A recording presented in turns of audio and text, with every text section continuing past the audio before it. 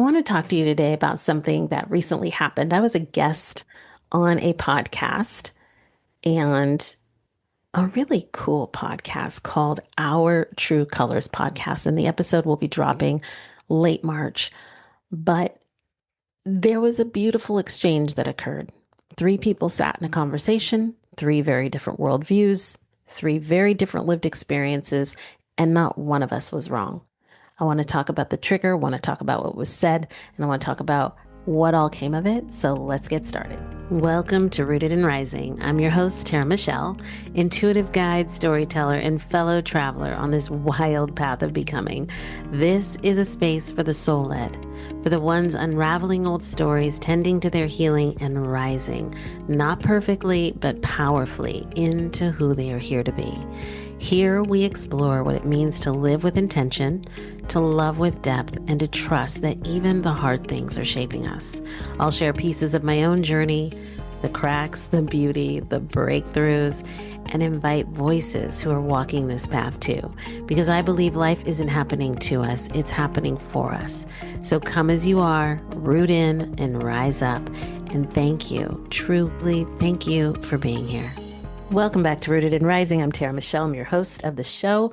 Excited to have you all back with me this week. And for those of you that are new, welcome, welcome, welcome back to the show. And those of you that have been with us, always good to have you with us as well. I'm just going to dive right in today. So I was a guest on a podcast, and after the episode aired, the host, Shauna, and her co-host, Marcel, had a whole conversation about some of the topics that we were discussing on the show.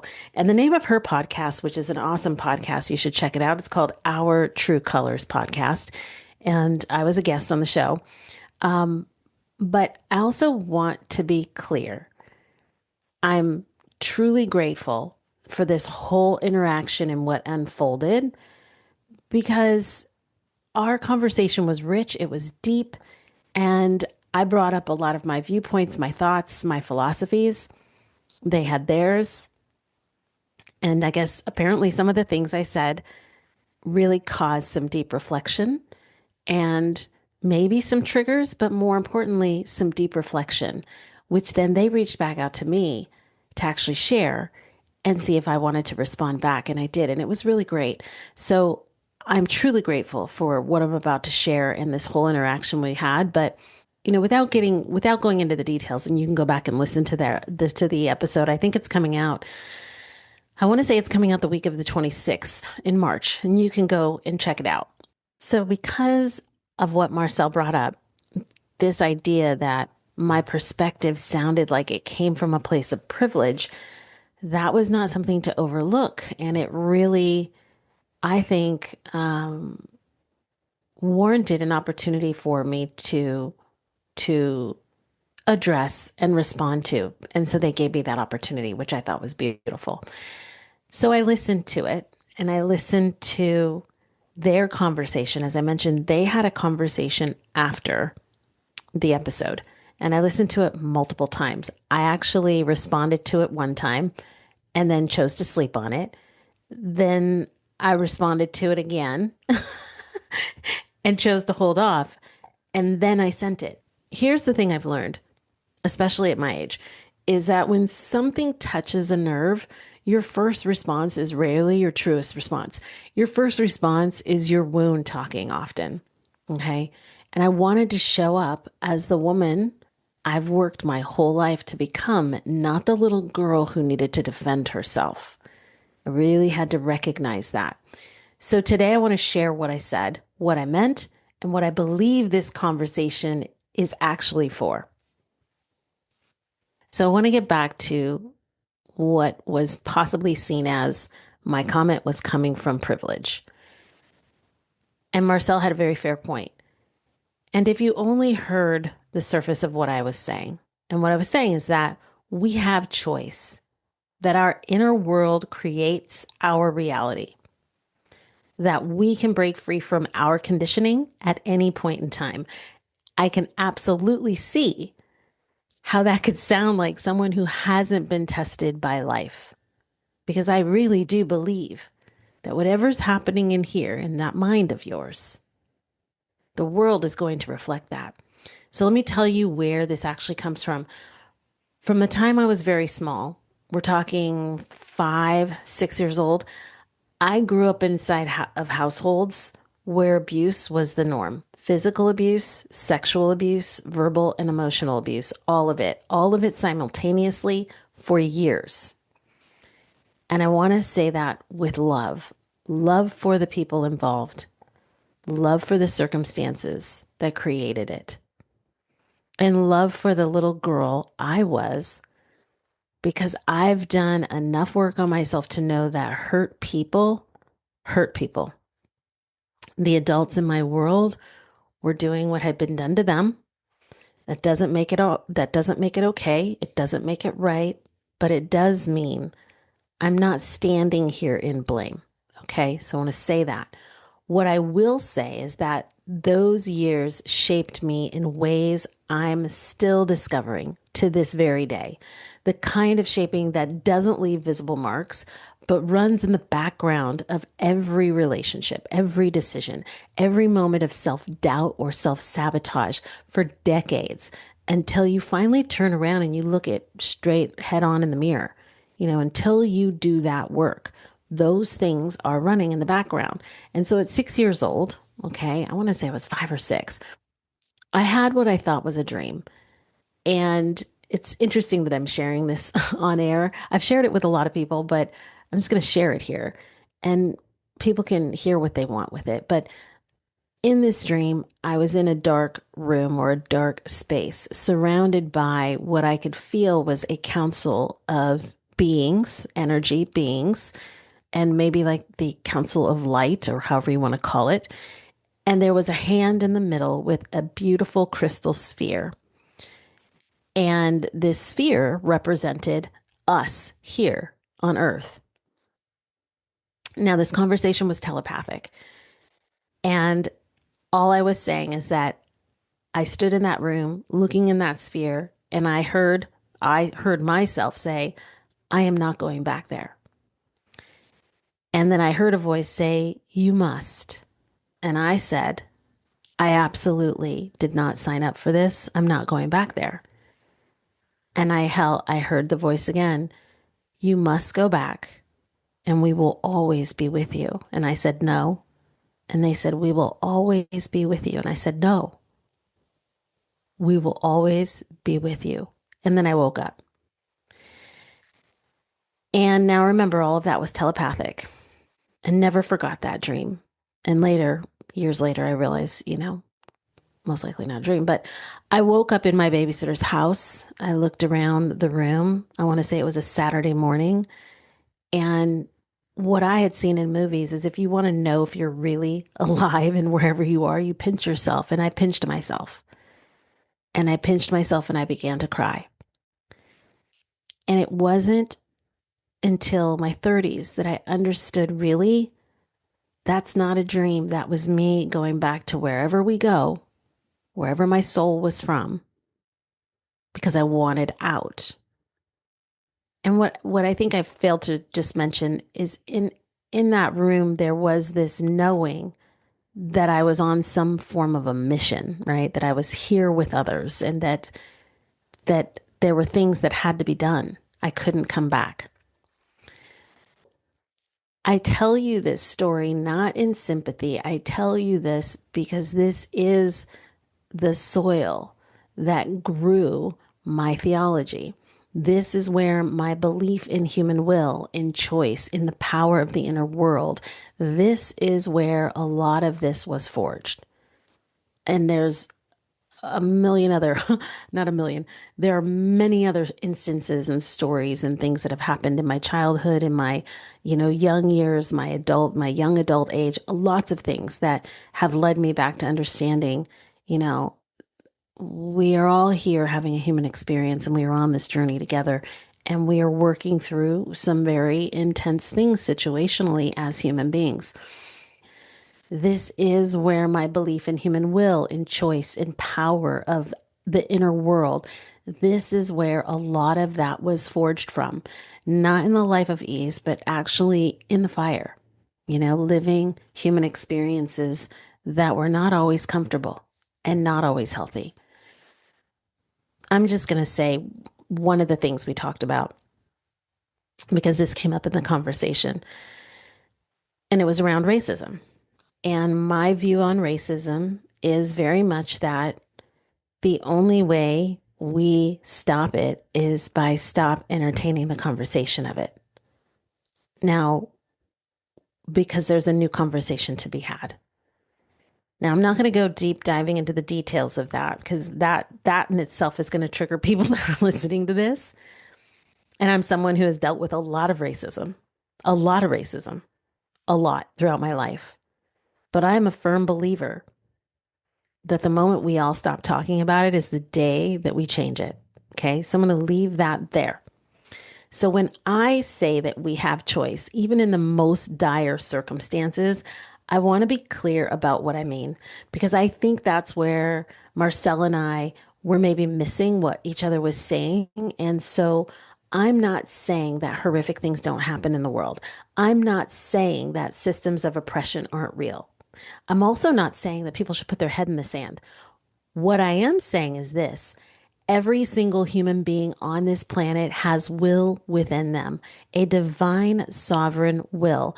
And that will is the one thing that no circumstance, no government, no abuser, no system can fully extinguish.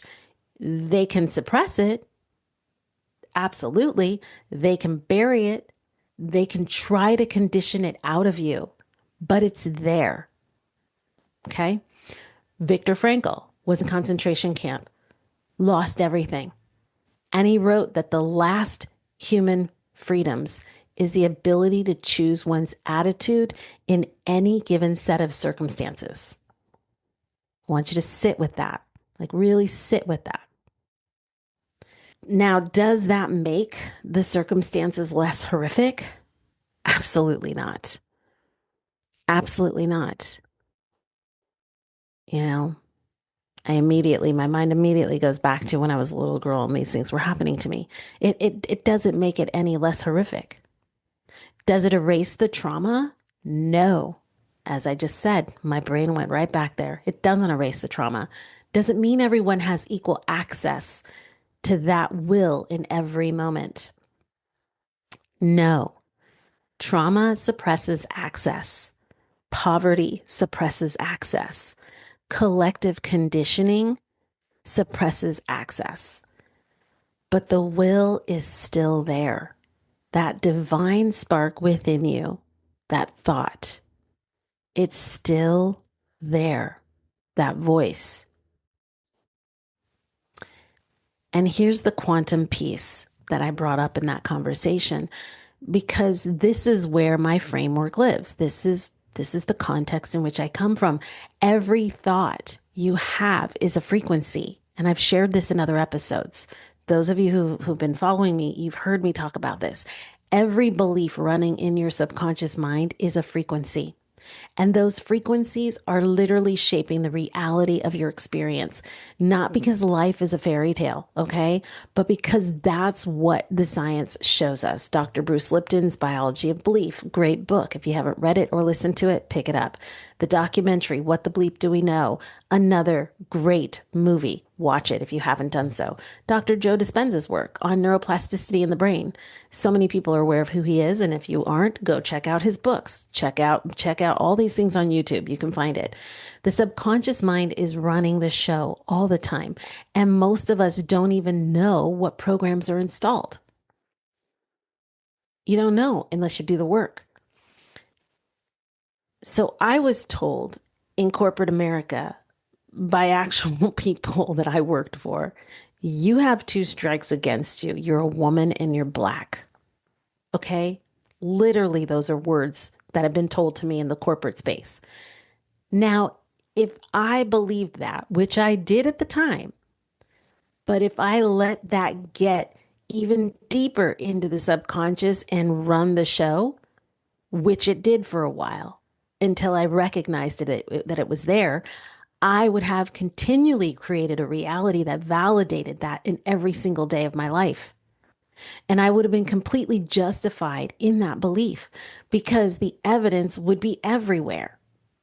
And what I'm telling you is I did believe that for a very long time until I learned a lot of the things that I know. And I was like, oh, I can change that. Yes, you can change that. And that's not a delusion. Okay. That's how the brain works. It finds evidence for whatever it believes. The brain is always looking for patterns. You know, when you walk through your day and you're like, oh, I just saw 11:11 or I saw 2:22 and I keep seeing 2:22 and I see it all the time now. That's because your brain is looking for those patterns. Now, what you make it mean, that's a whole other thing, but the brain is looking for those patterns. It looks for those patterns in everything. Okay. So I made a different choice. And I've made a lot of different choices many, many times because I've had to do a lot of work on my subconscious mind because of the trauma that I went through, because of the beatings, because of the sexual abuse, because of the verbal abuse, all of it. So I made a different choice, not because my life was easy, because I decided I was not going to let someone else's conditioning become my cage. Okay, I was not going to continually allow that. I also want to say this about racism, about collective consciousness, about what Marcel brought up. Racism doesn't come out of the blue, y'all. It doesn't. It lives in a collective consciousness that has been seeded deliberately, consistently, and through media, through generational conditioning, through storytelling. We've had shows like Roots, we have movies, the news. For as long as I can remember, the narrative has been seeded all the time. That does not mean it didn't happen. Okay? Please hear me. I'm not saying horrific things didn't happen. But if you want change, you need to be that change. And here's what I want us to wrestle with together. What if part of dismantling that, like truly dismantling it, isn't just fighting it in the external world, but refusing to become it in our internal one, in our internal world? Like, like what if Gandhi was right, right? He said, be the change you wish to see. Be the change, build the new frequency. Don't just protest the old one. That's not bypassing. That's advanced activism. That's building from the inside out. Can you see that? I hope you guys can see this. And if not, I get it. Like I get it, okay? Because it takes something to do the work. And I will say this, I've been on all sides of what I'm talking about right now. Okay. I've been on all sides. I've been on the side that I'm talking about, and I've been on the other side. But I'm saying it is possible. And here's what I want you to understand about Marcel, Shauna, myself, this whole conversation and this whole exchange. Here's the beauty. And this is the big takeaway that I'd like to leave in this show. Marcel's view, his view isn't wrong. Shauna isn't wrong. And I'm not wrong. We are each having completely real, completely valid human experiences. And we are each seeing the world through the lens that our experiences, our cultures, our conditioning, and yes, the locations in which we live have shaped us. Like if you live in a different country, there is a different collective consciousness there, different seeding of information, different lived contexts. That's not a flaw. That's the extraordinary diversity of what it means to be a human on this planet. What I found beautiful about this whole thing is that three people sat in discomfort, but we all stayed curious. We chose love as the framework instead of to fight. And we all got to hear each other and really sit with what we heard. That is the frequency shift. That is the healing. That is what I talk about on this show. When you come together with someone whose worldview challenges yours and you stay and you don't shut down, you don't cancel, you don't dismiss, you stay and you ask, how is life occurring for you? What shaped that? What are you seeing that I'm not? Staying curious in the moment. That's how we evolve individually and collectively. I'm 55 years old. I've been sexually abused. I've been physically abused. I've been told I have strikes against me. I've been financially leveled more than once. I'm raising my son alone, not by choice, but that's just how the cards were dealt. I don't always know what comes next. I really don't. And I still believe that the power to change my world lives inside me, not because my life has been easy, because I've tested it in the hardest conditions and I know, and it's held. That's not privilege. That's just a testimony. I don't feel that is a privileged space. It's just what I've walked. So here's what I want to leave with you today. And I apologize. I don't apologize. If this has triggered anybody, awesome. Awesome. Like let's all get triggered. Let's all dive in and let's all really sit with, the shit that we're afraid to talk about, right? But the next time you find yourself in a conversation where someone's worldview scrapes against yours, don't collapse it into right or wrong. Don't. Get curious. Ask, what experience built that perspective? What have they survived that I haven't? What are they going through right now that I may not even know?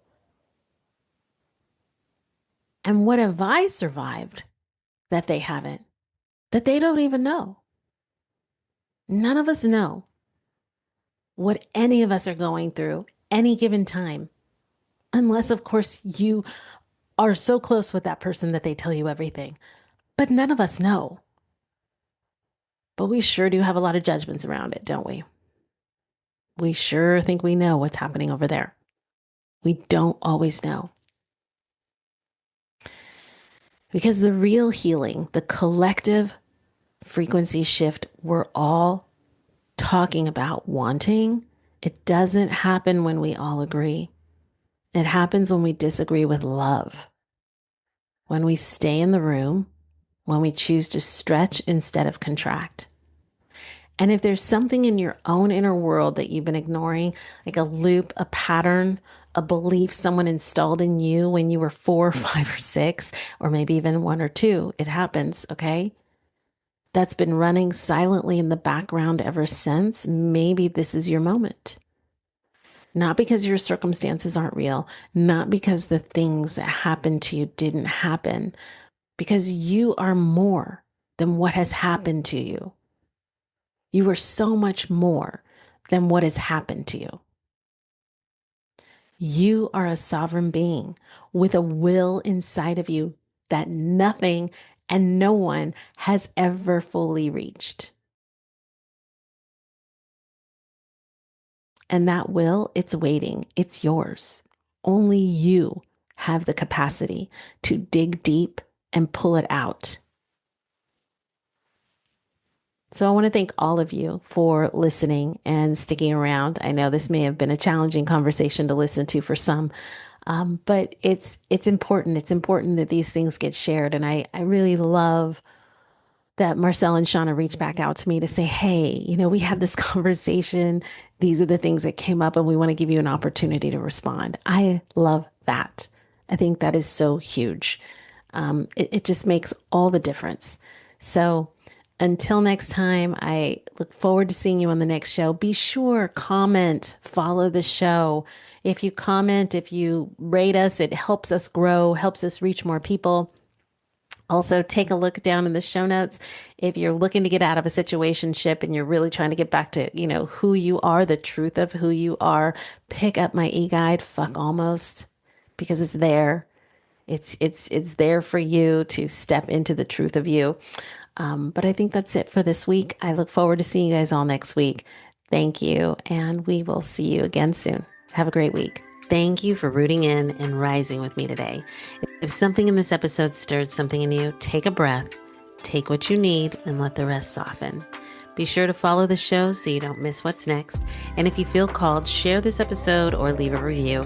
It helps the space grow and reach others on the path. Until next time, may you walk with trust, speak with love, and rise in your own time. I'm so grateful you were here with us, and thanks for being here. We'll see you on the next episode.